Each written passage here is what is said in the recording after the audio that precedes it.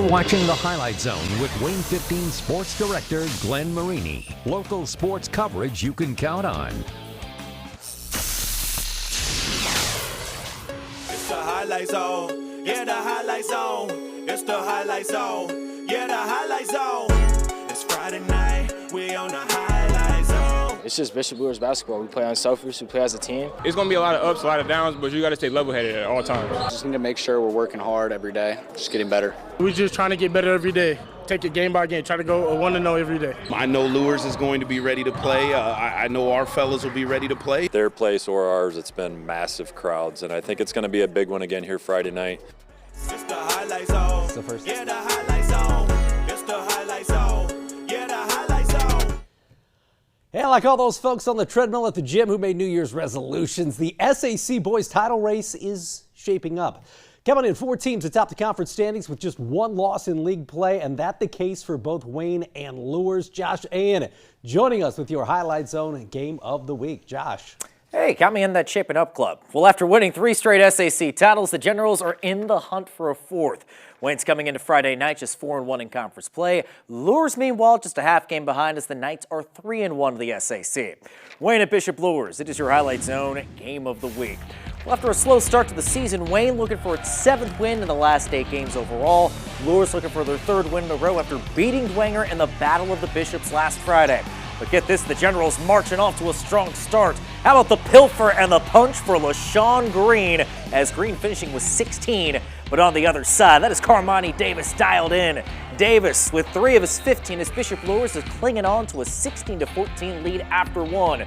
Second quarter, that is Green to Uriah Williams. Get that one, big fella. Williams with the and 1 to help WANE take a 1-point lead at halftime, and they keep it going in the 3rd. It is Tyree Eldridge to Javante Eldridge to tie this game up, but on the other side, it is Zen Sapersky, the super sophomore, finishing with a game-high 19 as Bishop Luers has got a 51-50 lead after 3. But man, WANE really pushing that gas pedal afterwards. It's Tyree Eldridge with 2 of his team-high 18. And then how about Orion Bragg? A nice bucket right there as WANE is able to pull away from Luers down the stretch and hand over that L to Luers as they win 77-69. We preach defense, so we have to play defense. We was down by like 7, so we preach defense. We have to go out there and play defense to come away with the win. Our coaches just preach trust, and once we trust each other on both ends of the floor, we're a dangerous team. Trust our coaches, stick to our game plan, and just do what we got to do. We have a young core group, and we struggled a little bit. And I think what today showed is that the young fellas learned through that struggle, which was great to see. WANE's next conference game is coming up Tuesday, February 10th against Homestead. Luers is going to be at Southside that same night. Glenn, take it away. Speaking of the Archers, Southside 5-1 overall, 5-1, 15-1 overall, 5-1 in conference. Heading into a battle of Bishop Dwenger. Second quarter, George Poree with the 3, but Southside already up by 10. Yeah, Coach O'Leary doesn't like that. Southside with the defense, Corte Wallace, man, ball handler had no idea he was coming. He gets the bucket right there, and then it's more from Southside. So many guys that can score the basketball for this team. Terrence Jordan has South up by 12. Later, you're going to see KJ Alexander get in the paint with the scoop and the score as Southside's dream season continues. They win it 60-48. Snyder in the thick of the SAC title race coming in. The Panthers 5-1 in conference before a date with the Carroll Chargers. Xavier Wilson with the 3. He had 23 points, and that would lead the Panthers, but Coach Benedict's team, they came to play in this one. Dom Kieferl with a bucket. He had 10, and then it's Brody Fisher. He would give Snyder trouble, the big guy on the inside for Carroll with 18 on the game. You're going to see Trell Hogue pump in, 3 of his 20, but it's not enough as Carroll knocks off the Panthers 69-63. At Homestead, the Spartans coming off a 4-point win over New Haven earlier in the week. Chris Johnson and company hosting Northrop. Pick it up in the first. It's Mac Welker on the break, and the junior laying it home. This one knotted in the early going. Here comes Northrop the other way, though. Jackson Robinson weaving his way amongst the trees. He gets the bucket. Northrop up by a pair, but you'll see Mason Weaver drill one from deep as Homestead goes on and rolls the Bruins by a final of 70-42.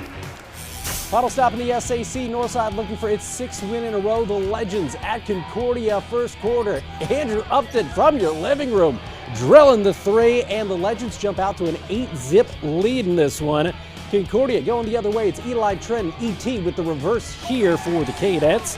Later, it's more of the Cadets down in the paint. That's Evan Armstead with the bucket, but simply too much of the Legends and too much Sebastian Moore. He may be the quickest guy in the SAC. He gets the bucket as Northside wins at the cage 60-53. One more stop in the city. This one actually now in the Hoosier Plains Conference. Senior night at Canterbury as the Cavs hosting Hamilton. Pick it up in the fourth quarter. Sean Lukingera misses the dunk, but Aaron Podmalingam is there and hits the 3. That would make it 77-11. Yeah, that kind of night for Hamilton. You'll see Noah Hayes work his way in and get the one off glass. And Canterbury rolls in this one 79-11. Derek Adams' team with a big win. Huge game in the ACAC. We're talking title implications at the Tigers' Den. Bluffton 4-0 in conference. Shea County 3-0 in conference. That's Graydon Swoveland with the bucket. And that's the first basket of the game to put the Patriots up. Maxwell White, though, for Bluffton. Maxwell dropping his silver hammer from deep. Then it's Declan Greaser coming up with the bucket, but it would not be enough as Jay County wins in the Tigers' Den. Huge conference victory, 47-39. Heritage also 3-0 in the ACAC coming in. The Patriots hosting new coach Casey Adams and Adams Central, and this was all about the Patriots when our cameras were there. Lucas Taylor getting the lay in there, 27-14 Heritage. Then it's Kingston Galentine at 31 in the game not all that long ago. He gets the bucket there. Coach Sovine loving that. You're going to see Lucas Taylor do it again, and Heritage takes care of business on its home floor over the Jets, 68-39. Westview atop the NECC conference standings. The Warriors ranked 3rd in the state in 2A as Chandler Pribbles Club in Butler to face Eastside. This is Blake Hostetler from the corner for 3, and Westview up 18-5 in the first.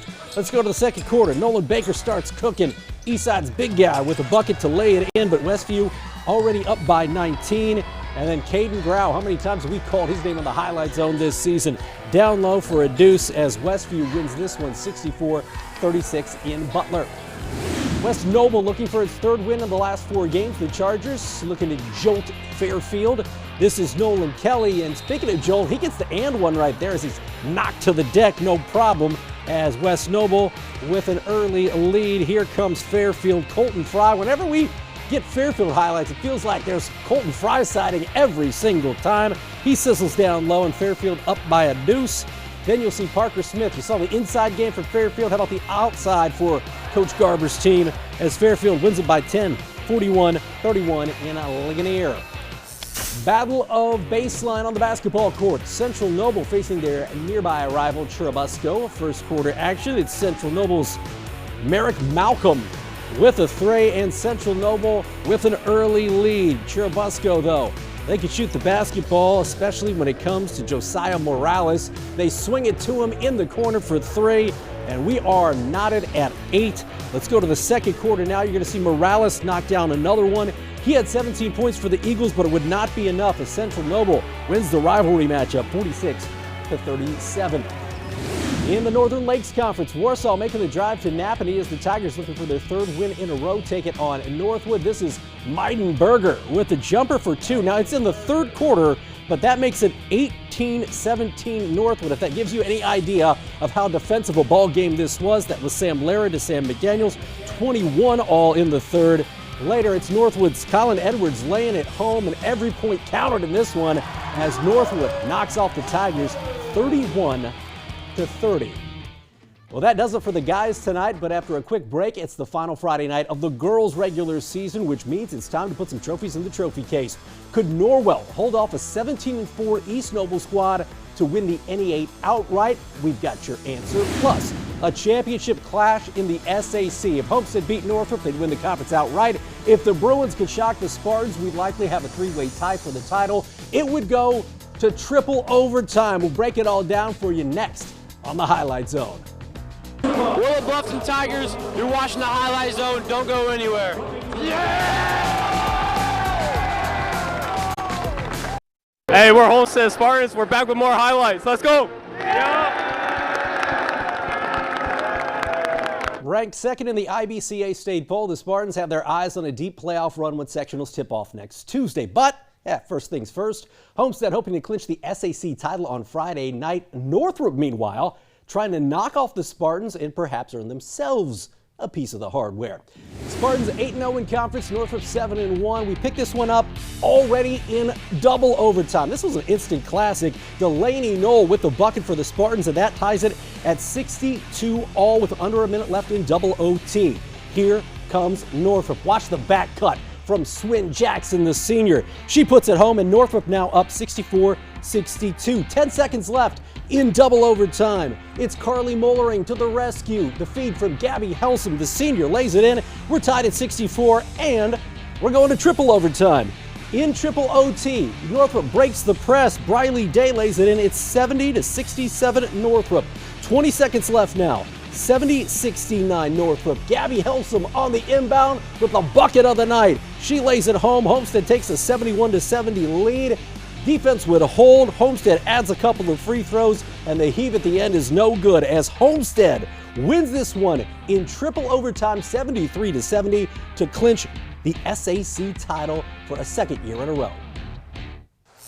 We knew we weren't going to lose. That's something me and something Maya Whitney kept saying every time we came back for another overtime. The words were, we're not losing, because we knew that's not what we wanted to leave on a senior night. It was absolutely insane. Northrop is a great team. Kayla and Swin are both great basketball players, but it was great to just get the win with my girls, and we stayed locked in throughout the whole game, so it was great. I mean, our energy is really, really good. We've had so many good practices strung together in our last few weeks, and going into the postseason, we've had a lot of good games, so just kind of like playing together and knowing that we trust each other. Man, what a win. Game of the year so far on the girls' side. Snyder came into the night 7-1 in the SAC. That lone loss to, of course, Homestead.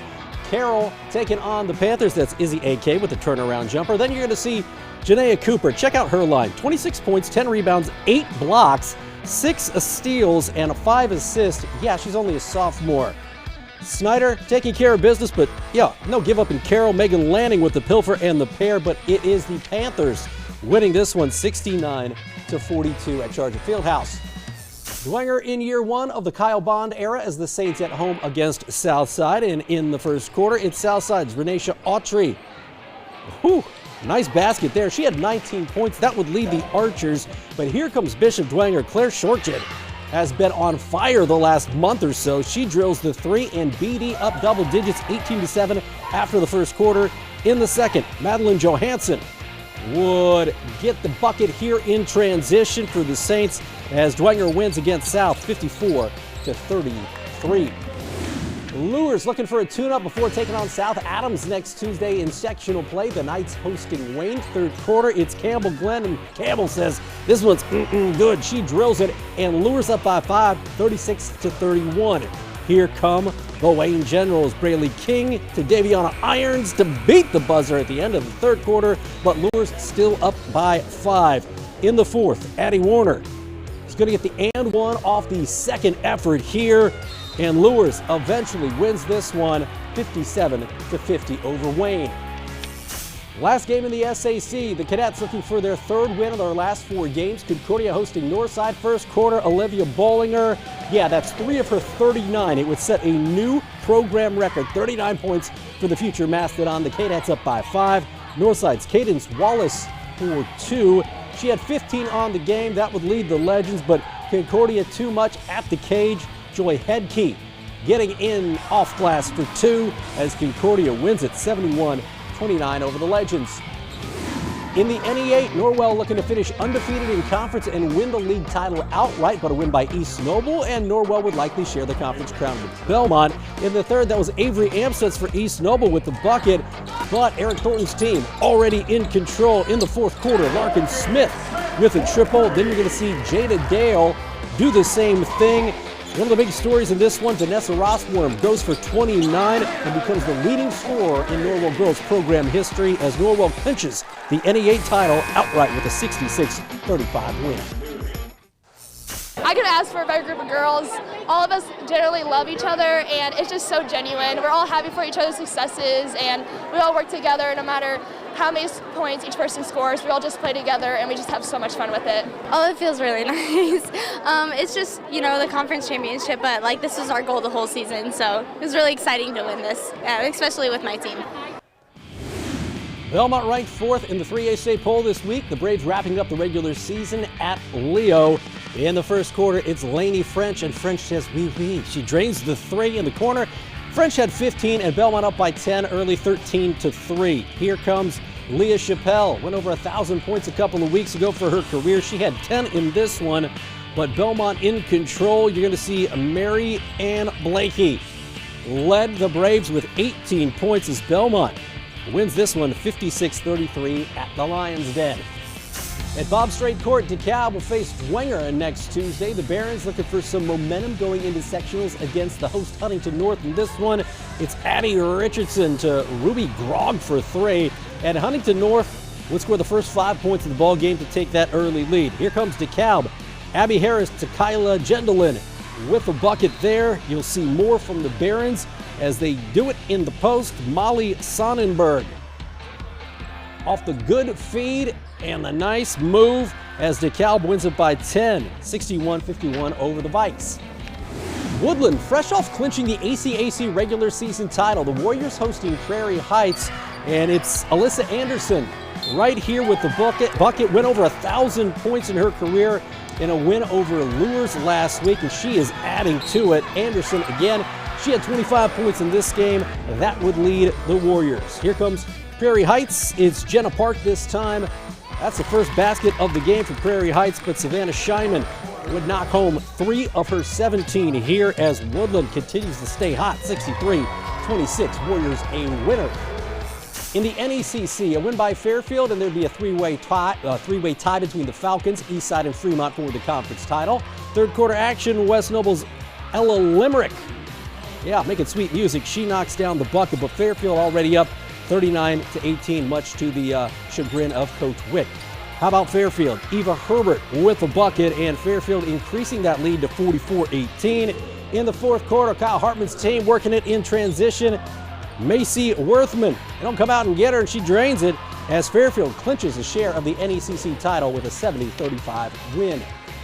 The last stop for hoopage. These two actually play again next Tuesday at Lakeland in the first round of sectionals. Here's your preview. Central Noble Busco. It's Jaylee Sloan with the bucket right there, and Central Noble up 31-7 in the third. Churubusco's Bryn Lordy. Ball knocked around, and Lordy would end up with it and lay it home. That cuts into the lead of Central Noble, but Central Noble taking care of business. The Cougars, Cadence Bales with Grace Swank. It's a good combination as they go over the top there. Central Noble wins 51-17. Stay tuned, your Gem of the Night coming up next on the Highlight Zone. We're the flight crew at Churubusco, and you're watching the Highlight Zone. Yeah!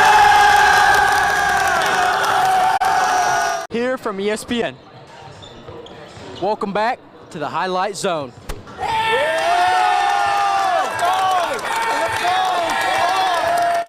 Here at Peter Franklin Jewelers, we are proud to support local high school athletics. That's why we continue to sponsor the Highlight Zone on WANE TV.